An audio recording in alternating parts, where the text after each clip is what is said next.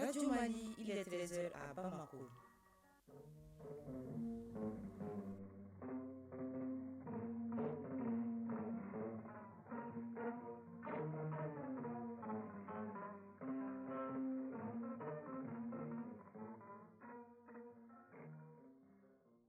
Le journal Téléma Mounikata. La deuxième édition du Mali Actualité, bienvenue. Sunkalo Solidarité, c'est l'opération de bienfaisance mise en place par les gouvernements pour assister les populations vulnérables durant le mois de Ramadan et du carême chrétien. Elle a démarré hier à Bamako et dans tout le pays.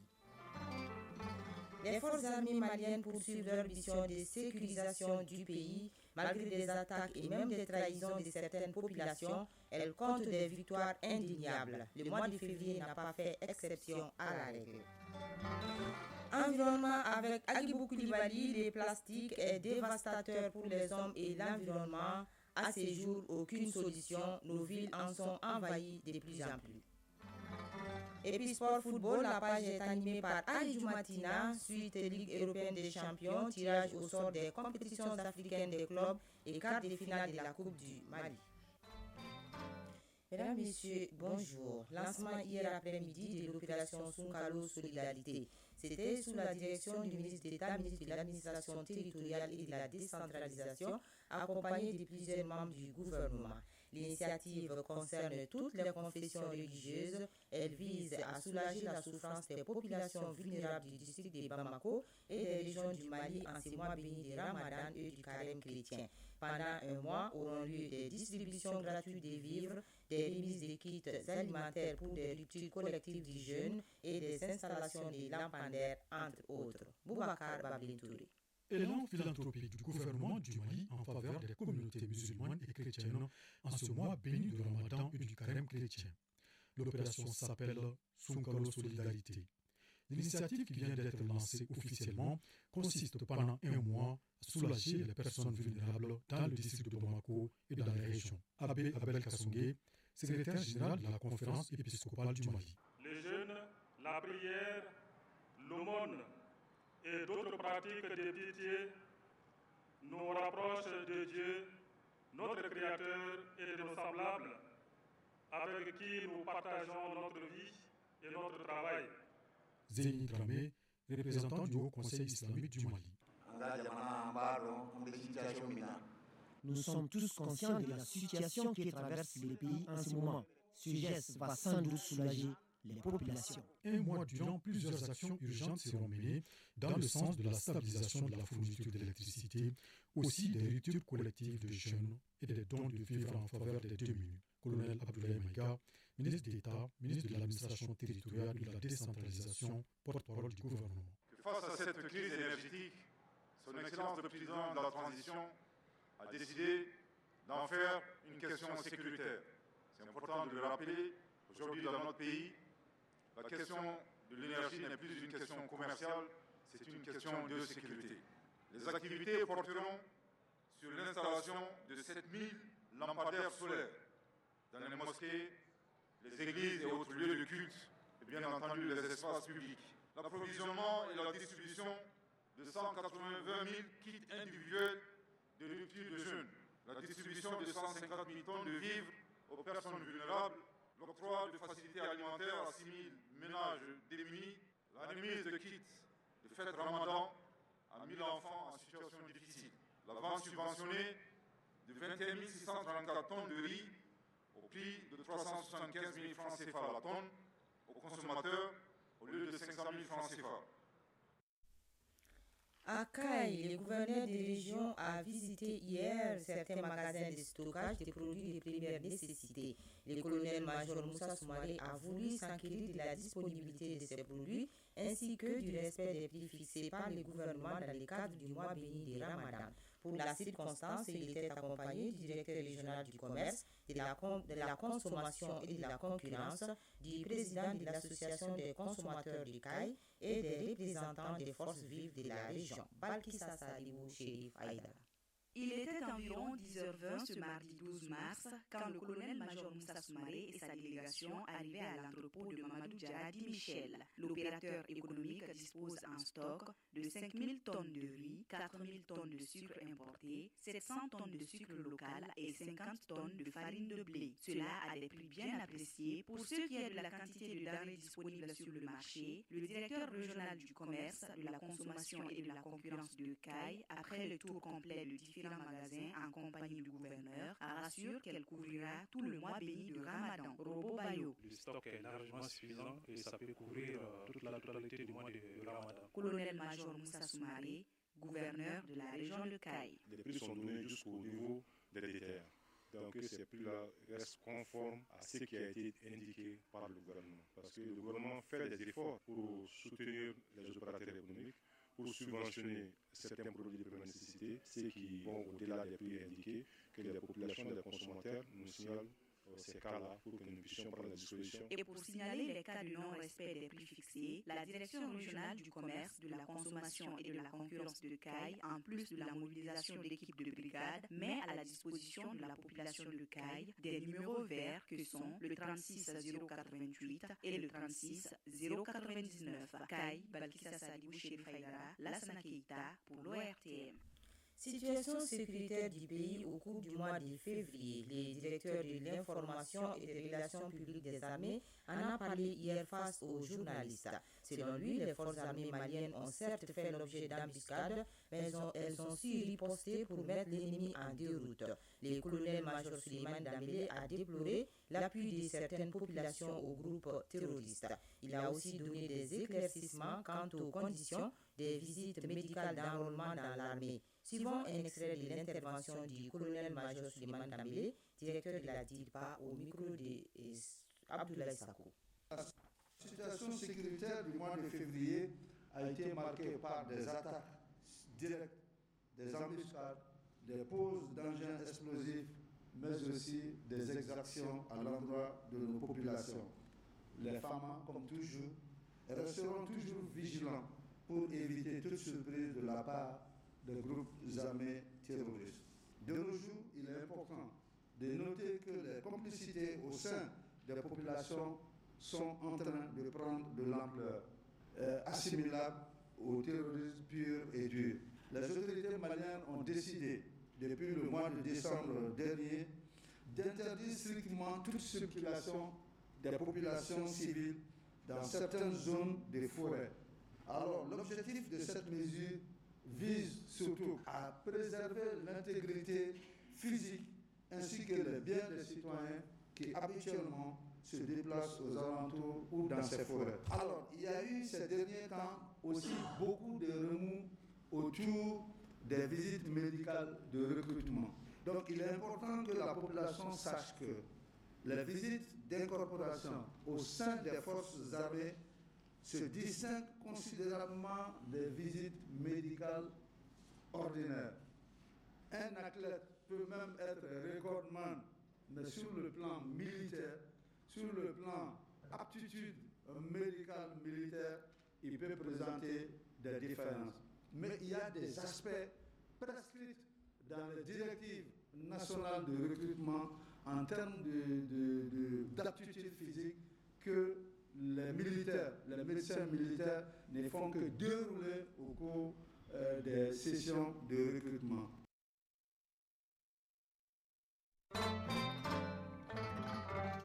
Nous en venons au dossier de cette édition. Le foyer sert à cuisiner les repas sur un feu. Chez nous, il est traditionnellement constitué de 3 pierres appelées Gwakulu Saba en Bamana. Ces pierres sont installées souvent au milieu ou dans un coin de la concession familiale. Elles sont supposées renforcer l'unité et la solidarité au sein d'une famille ou dans la société. Dotées de nombreuses vertus pour la famille et la société, leur abandon pourrait avoir des conséquences malheureuses. Notre dossier sur le foyer traditionnel est signé Adam Maïga. Elles sont interdépendantes et se présentent sous forme triangulaire, aménagées souvent au beau milieu de la famille. Les 3 pierres avec lesquelles on cuisine traditionnellement ou Gwakulu Saba en Bamanankan jouent un rôle prépondérant dans la consolidation de la société. Au-delà de la cuisine, elles renforcent la solidarité et l'unité dans la famille ou dans la société. Les foyers aménagés à différentes explications ou significations. Awa Sissoko, ménagère. Les foyers traditionnels signifient l'homme, la femme et l'enfant. Yaya Koulibaly, traditionnaliste. Ces trois pierres, ça c'est les trois fondements demandés. Donc on peut le signifier le travail, l'honneur et la dignité. Hawi Toulé, ménagère. Ces trois pierres représentent l'amour et l'affection dans une famille. Siratiki Sukuba, anthropologue.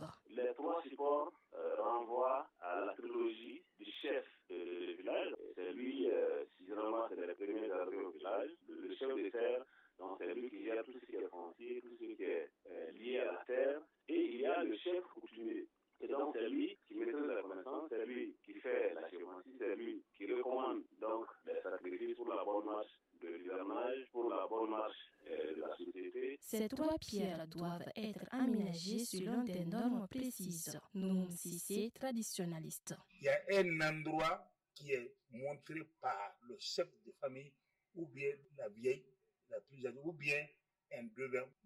Très souvent, ça se trouve au beau milieu. Il y a un arbre qui est planté et Connery qui n'est pas loin. On confie l'installation du foyer à trois pierres, à une forgeronne, à une griotte. Une femme qui a déjà fait un divorce ne peut pas installer les trois pierres parce que tu n'es plus propre. Une femme qui a déjà perdu son mari ne peut en aucune façon installer les trois pierres. On ne veut pas que l'impact négatif qui soit affecté au niveau de ces trois pierres-là. Yaya Koulibaly, traditionnaliste. Ces trois pierres sont posées par la plus vieille femme de la famille. Et il le fait avec un langage exceptionnel, un langage de codification, un langage qui a une signification, un langage qui permet de pérenniser la vie de la famille. C'est pour cette raison qu'on ne peut pas s'hasarder à soulever tout simplement parce qu'on a envie de déplacer ces trois cailloux-là. Si tu appelles le langage, tu risques d'avoir une mort subite. Le Gwakoulou Saba est également le lieu de préparation de certains rites et d'enseignement des valeurs socio-culturelles à la jeune génération. Siratiki Sukuba, anthropologue. Chez les Mianka, commune de Kimparana, c'est dans cette grande cuisine, foyer, que se font tous les repas de certains rites funéraires et même de certains rassemblements qui constituent la grande famille. Yaya Koulibaly, traditionnaliste. C'est une école de formation parce qu'on apprenait à la jeune fille à simuler les tâches féminines. Chaque fois qu'on voit le foyer dans une famille, ça veut dire que cette famille ne sera jamais affamée. L'éducation même des jeunes femmes mariées dépend de ça parce que tu ne peux pas poser la marmite sur ce foyer et te permettre d'aller bavarder dans d'autres familles parce qu'on peut empoisonner une famille. Mustafa Kirankouya, sociologue. Il y a certains qui utilisent ça pour jeter des mauvais sorts. Normalement, c'est qui est souhaitable, à chaque fois que la femme s'apprête à faire la cuisine, elle doit évacuer complètement l'ancienne cendre là. Parce que souvent, on peut aller casser quelque chose là-bas pour jeter un sort à quelqu'un. Donc, il y a certains aussi qui utilisent ça comme des moyens de guérison. Parce que souvent, par exemple, il a été dit que une femme, par exemple, mais à chaque fois qu'elle trouve un enfant, l'enfant meurt. Donc, on dit que maintenant, quand elle trouve un enfant, avant même le baptême, donc, elle peut prendre l'enfant et aller déposer l'enfant là sur la cendre de ces trois pierres-là. L'enfant doit porter le nom de Bougouri, qui veut dire la cendre. Noum Sissé, traditionnaliste. Entre les trois pierres-là, vous essuyez un peu pour le rendre un peu lisse et vous allez faire une croix. Au milieu de cette croix-là, vous prenez un peu de cendre, vous tracez sous les yeux. Ça fait disparaître le mot des yeux. L'utilisation du foyer traditionnel a des avantages, son abandon a aussi des inconvénients. Yaya Koulibaly, traditionnaliste. Le fait qu'on a abandonné le foyer traditionnel, ça a provoqué l'éclatement de la famille. De deux, nous commençons à oublier qui nous sommes. Siratiki Sukuba, anthropologue. Ce symbole à partir duquel on peut expliquer beaucoup de choses dans notre société, et bien si ce symbole est abandonné, donc on va vers d'autres choses. Bien que le Gwakoulou Saba ait des avantages, peut-il encore résister longtemps avec la modernité? 13h14 sur le continent en Guinée-Conakry, 2 personnes ont perdu la vie hier et 12 autres blessés. C'est le bilan de la manifestation contre les délestages intensifs dans le pays. Les manifestants ont dénoncé l'absence de courant dans la ville depuis plus de 2 mois. Cette manifestation a eu lieu dans la ville de Kindia, à quelques kilomètres de la capitale. Au Niger, une délégation américaine conduite par la secrétaire d'État chargé des affaires africaines Molifi, est arrivé hier dans la capitale. Cette visite de 2 jours entre dans le cadre du renforcement des liens entre ces deux pays sur le plan sécuritaire. Il sera aussi question de développement ainsi que du retour à l'ordre constitutionnel. La délégation doit être reçue aujourd'hui par le président Abdourahmane Tiani. Hier, elle a été reçue par le premier ministre Lamine Zeina. Au Nigeria, des dizaines de personnes ont été une fois de plus enlevées hier suite à l'attaque par des hommes armés non identifiés dans un village de Kajuru. Cet enlèvement survient quelques jours après celui de près de 300 écoliers et lycéens à Kuriga, également dans l'état de Kaduna. Aussitôt, l'inspecteur général de la police a annoncé le déploiement des policiers armés autour de Kuriga. Le gouverneur local assure que les opérations de recherche menées par l'armée se poursuivent avec l'aide des milices d'autodéfense locales. Au Rwanda, le tribunal a rejeté aujourd'hui la candidature de Victoire Ingabire à l'élection présidentielle prévue pour le 15 juillet prochain. Il encourt une peine d'emprisonnement de 15 ans pour complot contre les autorités et minimisation du génocide de 1994 qui a causé la mort de 800 000 personnes.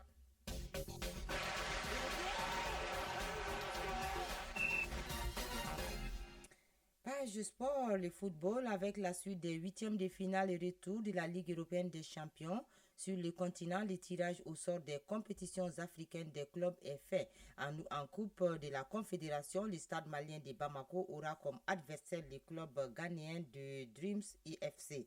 Au plan national, 2 nouveaux clubs ont obtenu hier leur ticket pour les quarts de finale de la Coupe du Mali. Les résumés avec Ari Dumatina.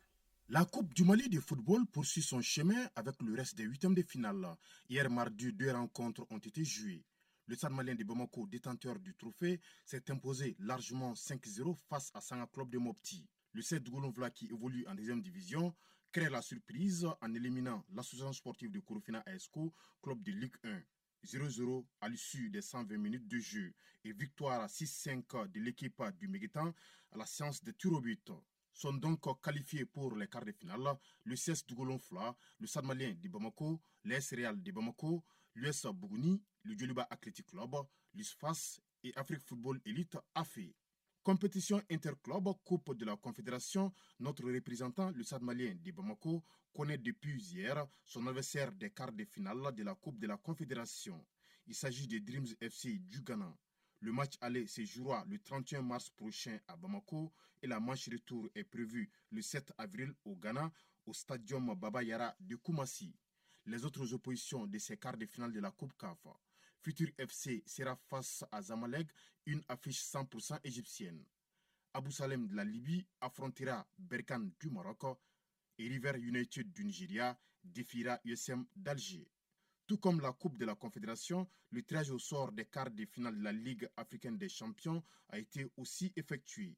Tenant du titre, Al-Ahly d'Égypte jouera contre Simba de la Tanzanie, l'Espérance de Tunis, les Saints et Or, croise l'ASEC Mimosa de Côte d'Ivoire et le tout-puissant Mazembe de la RD Congo en dégoudra avec les Angolais de Petro de Luanda. Ligue européenne des champions pour terminer. Les 2 derniers huitièmes de finale retour se jouent ce soir avec les affiches Atlético Madrid, Inter Milan et Borussia Dortmund, PSV Eindhoven des Pays-Bas. Hier soir, le FC Barcelone s'est qualifié en battant 3-1 Naples d'Italie. Et Arsenal, de son côté, l'a emporté à la séance des tirs au but face au FC Porto. À l'issue des 120 minutes, le score était d'1-0 en faveur d'Arsenal, car c'est par ces mêmes scores d'1-0 que le FC Porto avait gagné chez lui lors de la manche aller. Chronique de l'environnement. La pollution plastique dans le district de Bamako, la capitale comme d'autres régions du monde, connaît une détérioration de la qualité de vie de ses habitants. En cause, la pollution par les objets en plastique issus de la surconsommation et de la gestion inadéquate des déchets envahit les cours d'eau, les sols et l'air. La chronique de l'environnement, une réalisation de Agibou Koulibaly. Dans la quête inlassable de protection de notre environnement, des héros discrets émergent, prêts à affronter les défis cruciaux de notre époque. La Fondation Santé Environnement et la mairie de la commune 4 en font partie. Les deux entités sont déterminées à se battre vaillamment pour la gestion de la pollution plastique dans le district de Bamako. Fatoumata Nafo, présidente de la Fondation Santé Environnement. Et notre mandat, c'est vraiment de rapprocher les différentes parties prenantes, particulièrement des secteurs de la santé et de l'environnement, et créer un pont pour que, à travers ce pont-là, les gens puissent se parler mais de deux puissent comprendre que quand on parle environnement, quand on parle changement climatique, ce qui est en question, c'est la personne humaine. Et donc, quand les gens auront compris l'impact des effets des changements climatiques, l'effet des impacts des changements climatiques sur la santé humaine, je pense qu'on aura fait vraiment œuvre utile. Brahima Bakari Koulibaly, chef de division assainissement à la mairie de la commune 4. Qui parle d'environnement santé, parle pas de l'assainissement. Par division nationale, c'est le comportement de tous les jours.